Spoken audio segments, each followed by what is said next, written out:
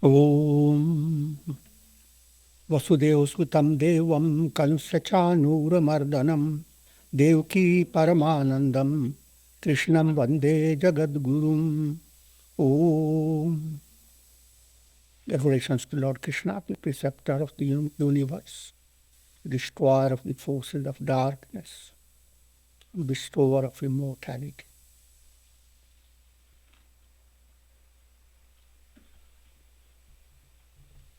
Srimad Bhagavad Gita, in chapter 3, that is entitled Karma Yoga, Yoga of Action. The verse number is 16. Evam pravartitam chakram nanu vartayati raya aghayurindriya ramo mogham partha sajivati. One who does not follow this wheel set in motion by the divine self, O Arjuna, though delighting in sense pleasures, is steeped in sinfulness, negative karmas, and lives in vain.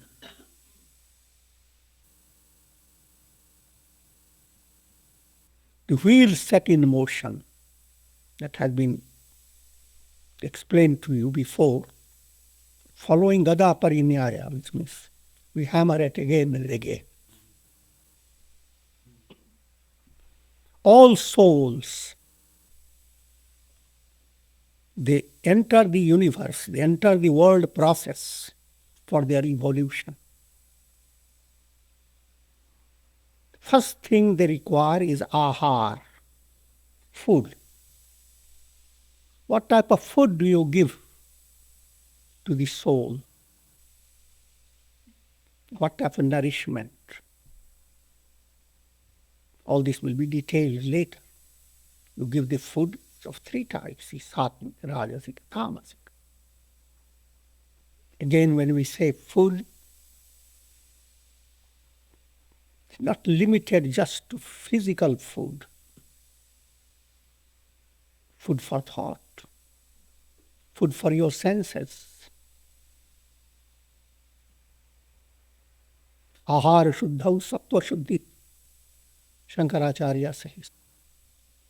If all the intake of your senses becomes sattvic, the very mind that receives all that will become pure.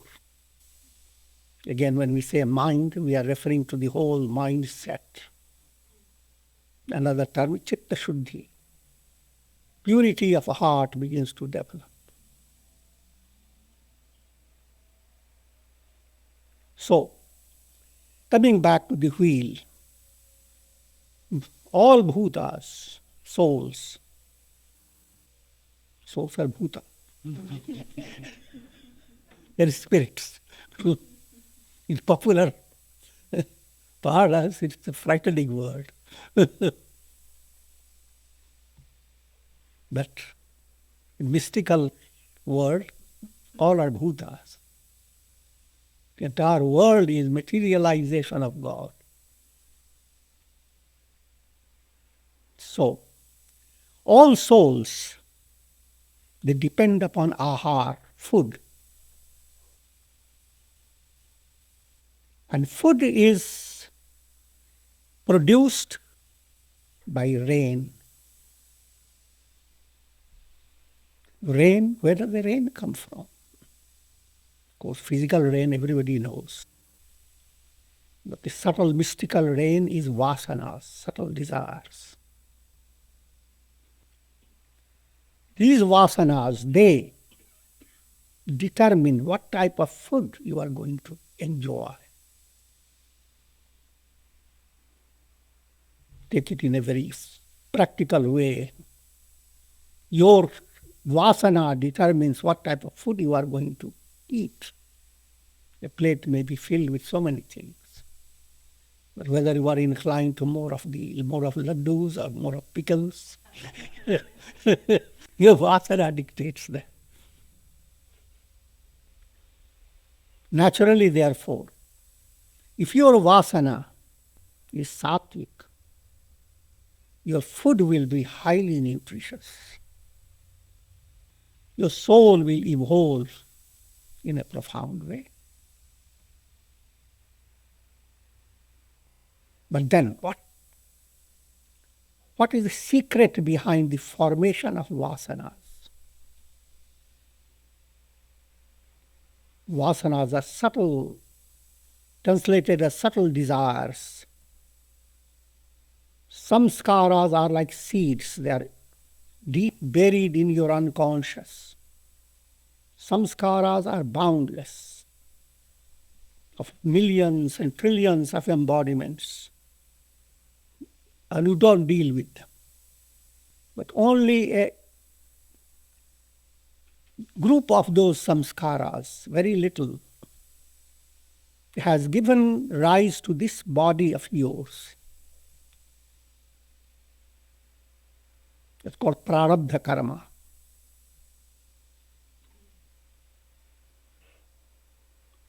It is Prarabdha that determines jati, ayu, and bhoga. Jati, what class? Where are you going to be born? Of course, in India, people they immediately interpret it as you will be in Brahmana or Kshatriya or so. But jati implies many more things. Whether you will be born in Alaska or in New Zealand, whether you will be born in the family of scientists or astronomers or astrologers, whatever. And in a very broad point of view, whether you are going to be born as a human being, a bird, a dog, a cat, or a giraffe.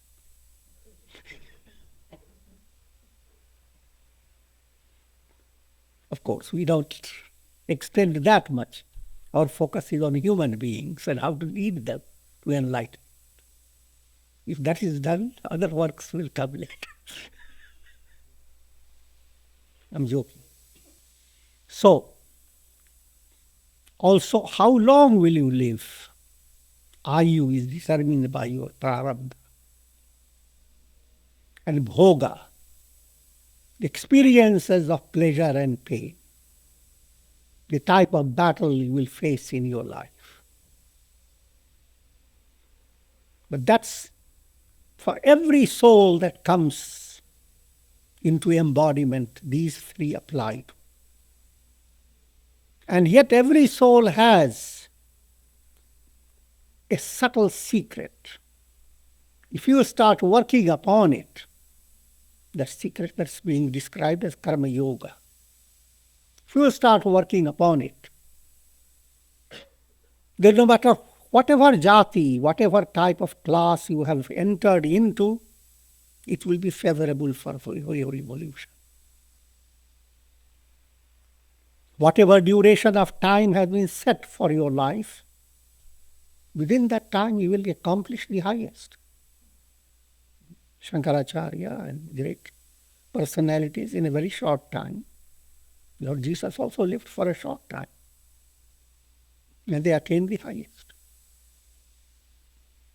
So, and bhoga, enjoyments. Enjoyment term, always you should understand, those who read the Gita and others in all English interpretations will simply say enjoyment. But it means experiences of pleasure and pain. There isn't a moment you are not enjoying.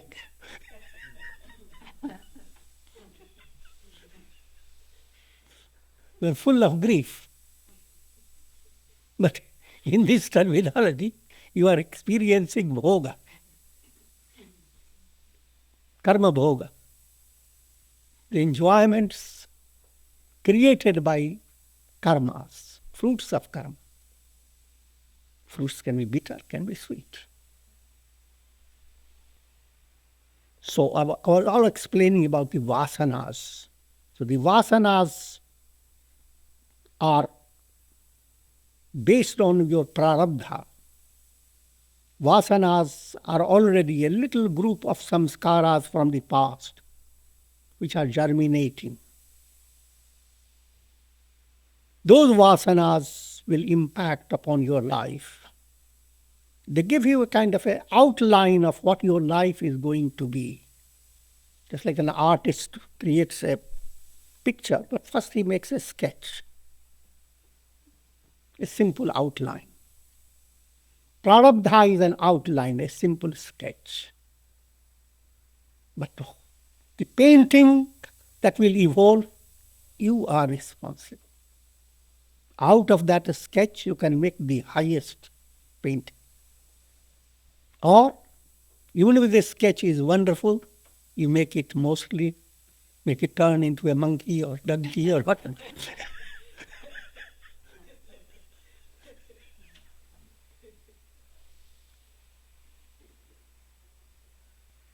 If you have the insight into karma yoga, then no matter what type of prarabdha you may have, you are going to evolve out of it the best picture.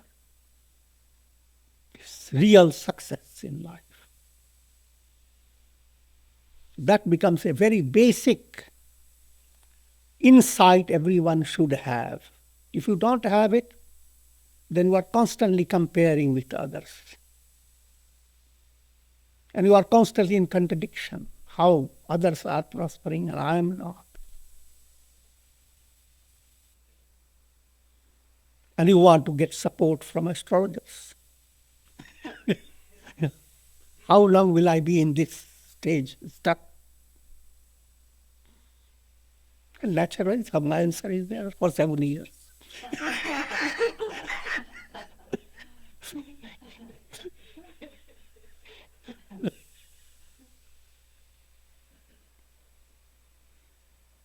But the profound insight is you are never stuck.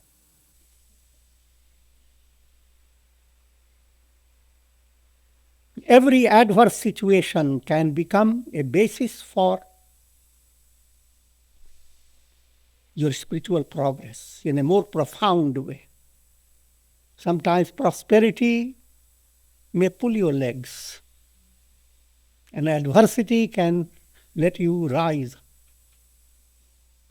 So therefore, do not be deluded by the point that what type of karma did I do in the past? Have I done good karmas? Don't worry about it. You are, and whatever karmas you are facing are the best material for your evolution. And it doesn't matter the ratio of pleasure and pain. How much pleasure is in there and how much pain is there. Because both can be utilized in divine plan. Both are meant to let your soul evolve. Just like in a rose plant, you need thorns as well as flowers. Now, vasana, therefore, the formation of subtle desires, those subtle sprouts of impressions. You are already born with certain set, but now you have the possibility to work upon it. You can keep your vasanas muddled, mulin vasana. You can allow your vasanas to become Shubha vasana, highly purified. How much? It all depends upon your sadhana, your self-effort. And self-effort and grace, they are blended.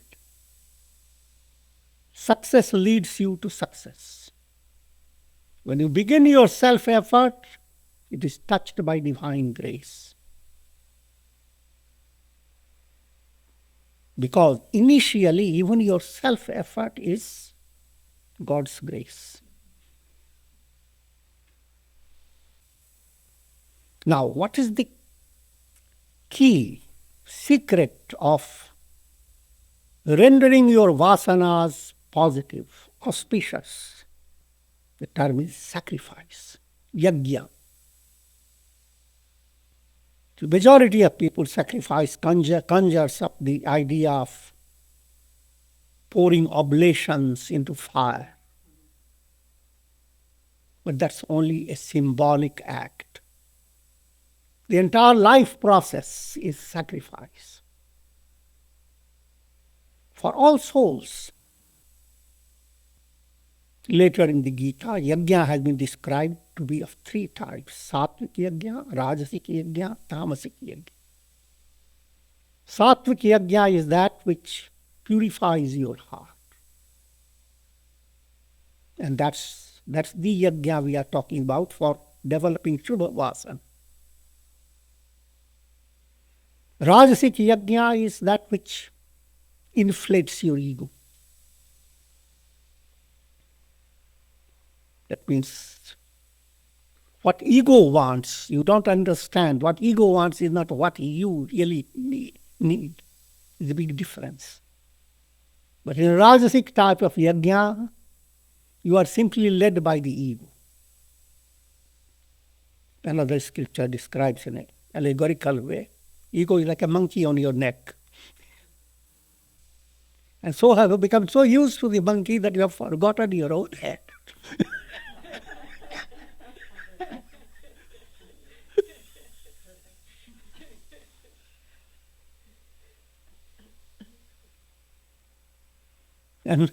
And for that sake, for the sake of the monkey, you do terrible sacrifice. With sattvic sacrifice, you have a compensation. You get inner joy and tremendous backing of God. Gods are pleased and you prosper. But Rajasic yajna, you have to keep your fingers crossed for years to get the fruit of your action. You live in stress. You will work hard with the idea, one day I'm going to retire and will have nice money and build up wonderful house by Miami Beach. And watch the sun go down.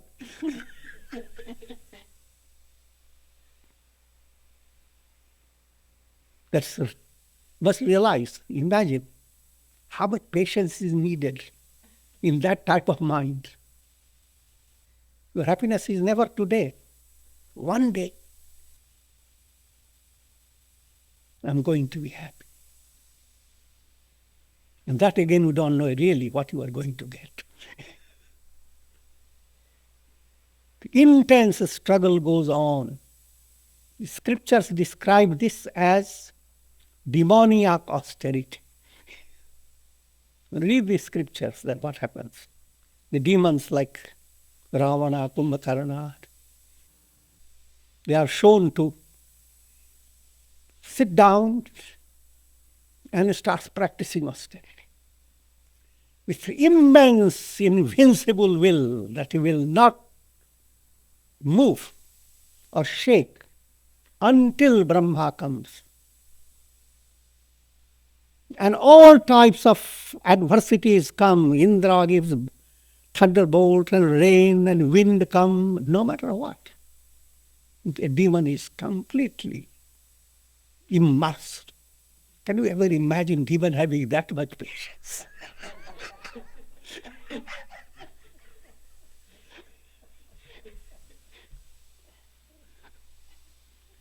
But it's an allegorical description of the negative in you persists day by day, life after life.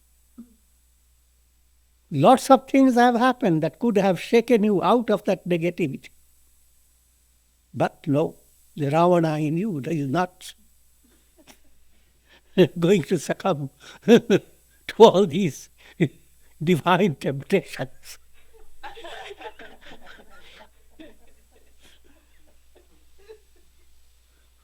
In demoniac movement, all the divine things that happen in the world are temptations.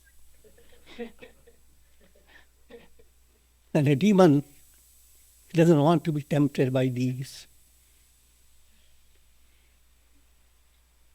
So that's called austerity. And another word is sacrifice. You have been sacrificing yourself or your comfort, your pleasure, and you continue to sacrifice. But as I was saying, there is Sattvic sacrifice. That's what the subject matter is. Be involved in Sattvic sacrifice. Sacrifice in other words, live your life, face your challenges, do your duties in such a way that your heart becomes purified. As the heart becomes purified, your vasanas become purified. Instead of dark cloud hovering over your mind, silvery cloud starts racing. And behind the silvery cloud, the sun begins to pour. It's a joyous experience. Because Shubha Vasana. The Bhuta in you goes to Bhutpati. The spirit in you joins with God, realizes I am that. Now, this insight that I have been explaining, where does it all come from? It came from the revelations of these sages, Vedas. Those revelations are voice of God. Vedas come from Brahman. So it is from Brahman, Vedas, scriptures have emerged. And it is the scriptures that give you the art of building up Shubha Vasanas. So as you understand the scriptures, study, satsanga, etc., and conduct accordingly, practice integral yoga in your life, your vasanas continue to be purified. If vasana is purified, your intake becomes sattvic. Things you hear, your mind is already prepared in such a way that negativity, you simply negate it, oust it. Positive, you allow to enter. The world is always filled with every aspect. You come out of your door early in the morning. Suppose it is 5:30, 6 o'clock, and there is light. When you come out, you have choices. You can keep your head down and look at every little puddle of water that is in front of you and go on cursing some people.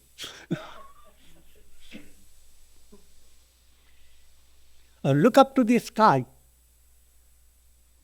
and see the wondrous phenomena. The sun has gradually started coloring the clouds, painting them, and the miracle of light, and the great action drama of darkness running away along with all the forces.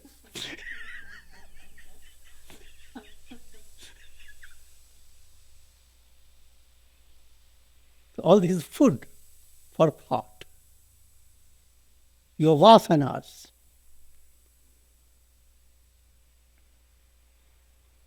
So if you develop that type of facing a situation where your mind does not draw to itself like a magnet negative impressions, but draws to itself positive impressions. That means then you are understanding the art of karma yoga. This process, therefore, leads you to a great understanding that in every moment of your life, you are linked to Brahman, the Absolute. Because Absolute created the Vedas. The Vedas designed the sacrifices, Yajnas. Yajnas created your rain, the Vasanas. The Vasanas give you the food, the nourishment, physical, vocal, mental. So therefore, no matter whatever may be the level of your experience, it's coming from where? From Brahman, the Absolute. In every step you take, a little thread relates that step of yours with the will of God. Think of a child, no matter wherever the child moves, something links the child to the mother. And if the child knows it, it's wonderful. In the same way, if one were to develop that type of faith and a relaxed understanding that you are constantly supported by God, you don't have to wait until you go to a pilgrimage center.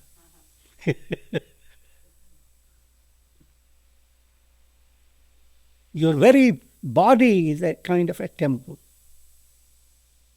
Every inspiration you develop in your heart for any activity, it has a touch with God. It can have a better touch if you turn to sattva.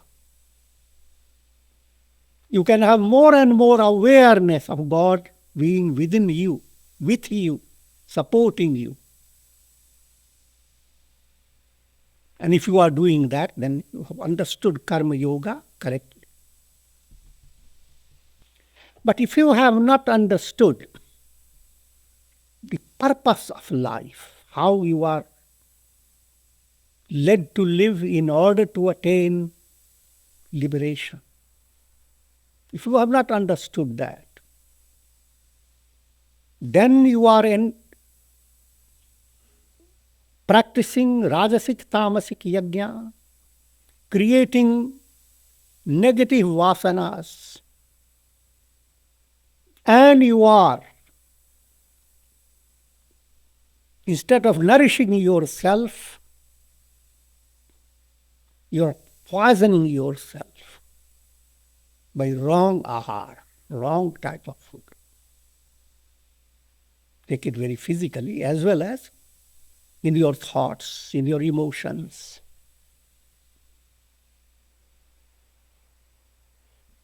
Though delighting in sense pleasures, such a person is steeped in dushkarma, negative actions, sinful karmas. If life doesn't enable you to do positive karmas and purify your heart, ascend the ladder of evolution, spiritual evolution, if life doesn't allow you to do that, then you have lived your life in vain. No matter how much you might have accomplished from the point of the masses. Yastvatmaratireva syat atmatriptascha manava atmanyeva cha santushta tasya karyam na vidyate. For one who delights in the self, who is satisfied by the self, and finds contentment in the self, there exists no action that needs to be performed. Performing action is leading your soul to spiritual evolution. But when you have attained perfection, action drops away. You are not accomplishing anything by your action. An enlightened person still will continue to perform actions, but not for any spiritual fulfillment. His actions become like basantavat lokahite charanta, like this breeze in a spring season that blows, helping all the trees to grow. Then ask the breeze, what did you get by it? How much have you paid for it? Breeze absolutely nothing to gain.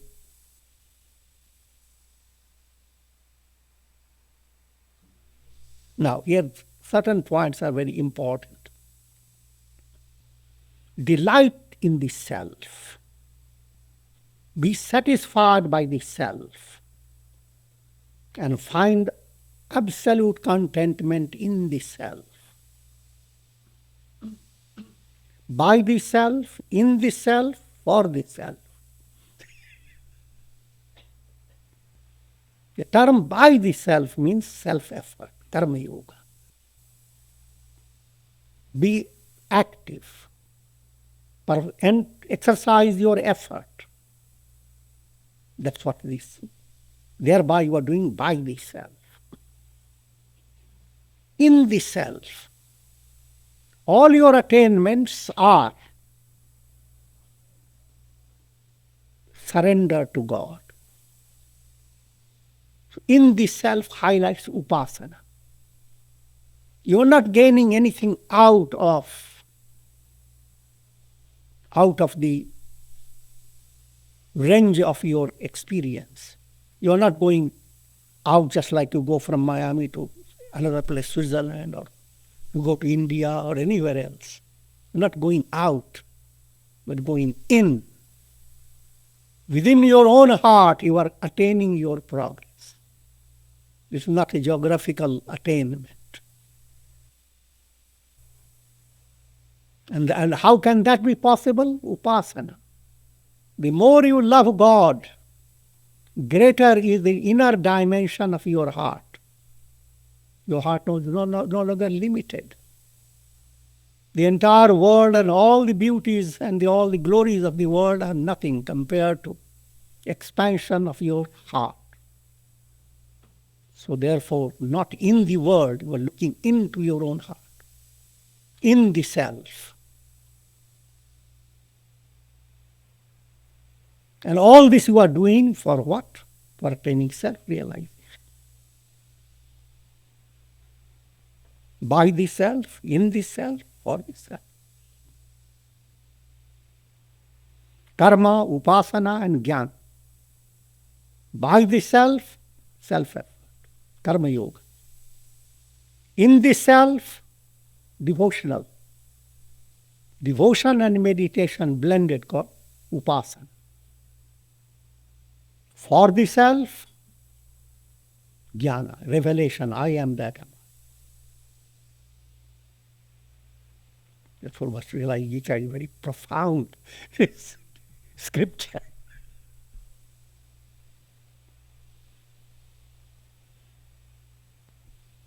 Naiva tasya kritenartho na kriteneha kaschana na chasya sarvabhuteshu kaschid ravyapa ashrayah. Performance or non-performance of action does not serve any purpose for one who delights in the self.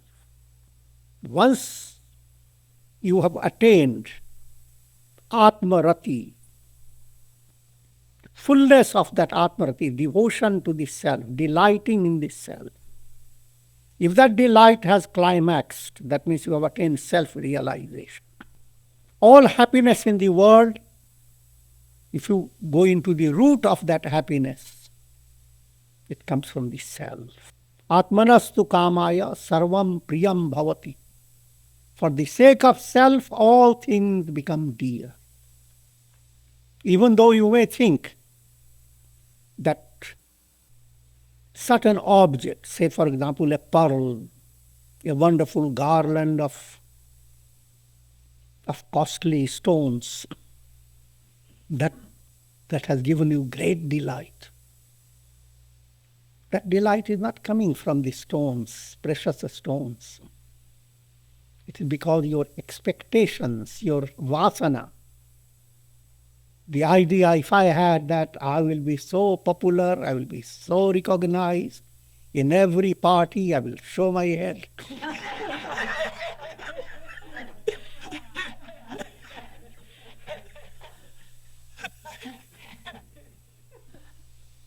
It is that desire in the mind that is polishes the precious stones. And now when you are looking at it, you are looking, in that polish you are seeing this self. So it is not the precious stones that you are loving, and that joy is not coming from the stones. If it came, you can easily understand those precious stones are going to move away. Nobody takes the precious stones after death. So with every precious stone there is a story. This precious stone was in the time when Queen Victoria was there. How it has moved from one to place.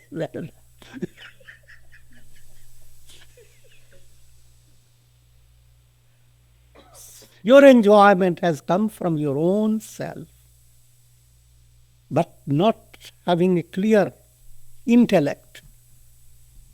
You develop the illusion that happiness comes from outside. Objects give you joy. However, if you attain enlightenment, that's the goal of your life. Now you are experiencing the joy of self, not by any instrumentality, not by your senses, not by your mind, not by your ego. You are like an ocean, full of joy. The sun goes on shining on the earth planet through clouds, through water. But its shining process in the sun itself is full. Much in the same way, you go on looking for pleasure, happiness. All types of happiness are radiations of the sun, of the self. It is the self that is shining in all. If you have direct realization of the self, you have become the sun. Therefore, as the sun, what can the sun accomplish by knowing how many rainbows are there and how many clouds are dazzling? All the illuminations on the earth have no purpose for the sun. That's the simile. So one who has attained enlightenment, he's like the sun. All the world that can give is alpam, just little, some reflections, some shadows, some glimmers. Nevertheless, the sun doesn't fight against those reflections. The sun is up there and plays with reflections. The enlightened one is not in contradiction with objects, situations, circumstances, pleasure, pain. Your Prarabdha can lead you in three ways. Swecha Prarabdha. Certain idea comes in your mind and you pursue it and you get it. Parecha Prarabdha. Suddenly some devotees of yours come and say, you have to get up fast. You are going to skite. Skite or what? Skite. Skite.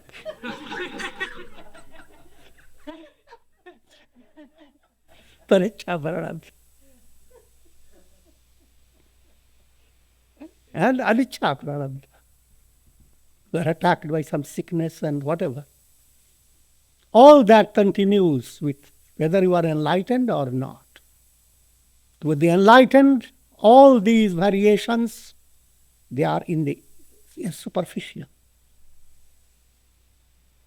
However, from a practical point of view, an enlightened one will be correcting himself at every superficial error. If he has made a mistake of Skype and Skype,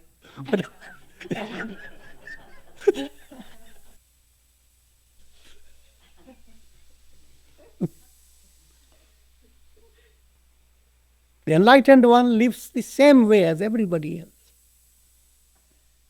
It's the inner state that distinguishes a person, how advanced a person is. Because such an enlightened sage does not depend upon any being, any person, any object for any interest of his own.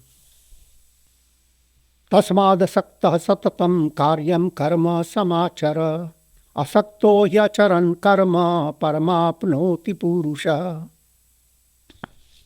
Therefore, perform your duties without attachment to the fruits of karmas.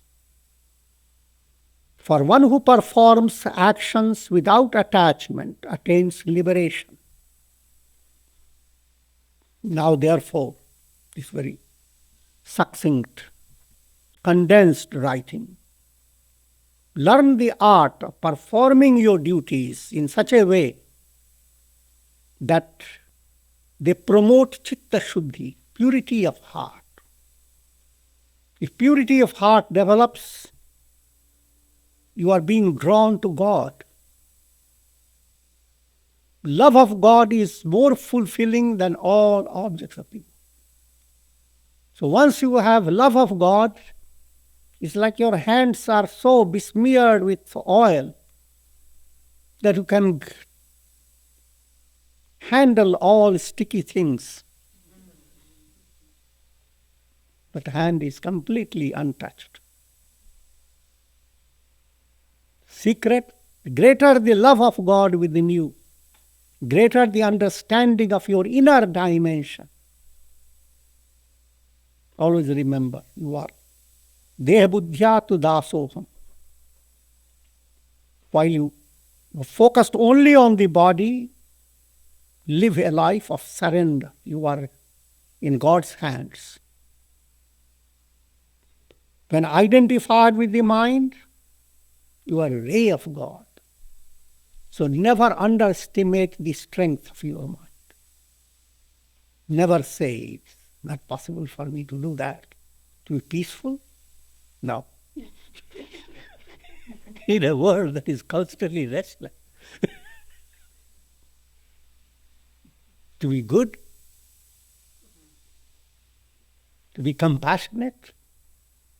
To give up anger and hate? That's not possible. No. You are divine. You are a ray of God. And even things that you cannot understand and imagine, you can attain. That art lies in your mind. Atma buddhya tavaiva. However, if your purity of heart has led you to develop intuitive intellect, then the veil of illusion is broken. I am that. There is, when you look at countless reflected suns, the reality that shines forth, I am the sun. Whether all the buckets know it or not doesn't matter. But whichever bucket has come to understand, I am the sun, has become liberated. And with this I conclude, Om Shanti.